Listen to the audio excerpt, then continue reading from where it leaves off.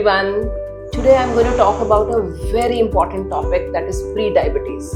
Now, what is pre-diabetes? Pre-diabetes basically means when the blood sugars are more than normal but not high enough to qualify as diabetic, which means we need to understand what are normal sugars.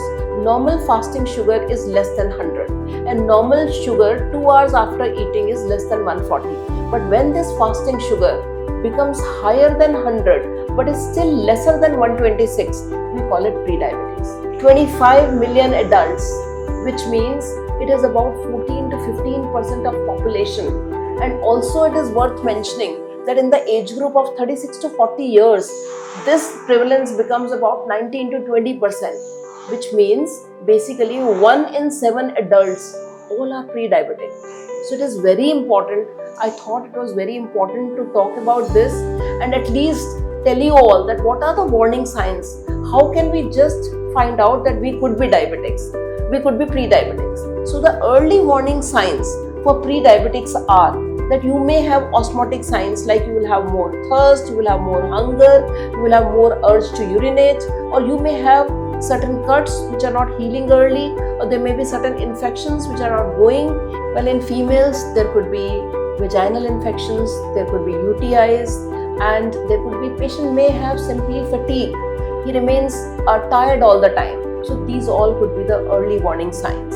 Now the question arises, can this condition be reversed? Answer is yes, but it requires long-term commitment to a very healthy lifestyle. What does that mean? First of all, we have to stop eating sugary things. Remember, carbs are all sugars. We cannot cut down completely, but we have to reduce carbs. We have to increase our protein intake. We have to eat healthy. We have to increase our physical activity. We have to start walking, which we have never done if we have never done it earlier. We have to increase our physical activity in any other form. It could be muscle strengthening exercises, it could be going for swimming, it could be playing cricket, playing basketball, but any other form. We have to increase. We have to decrease our stress levels. How can we do it?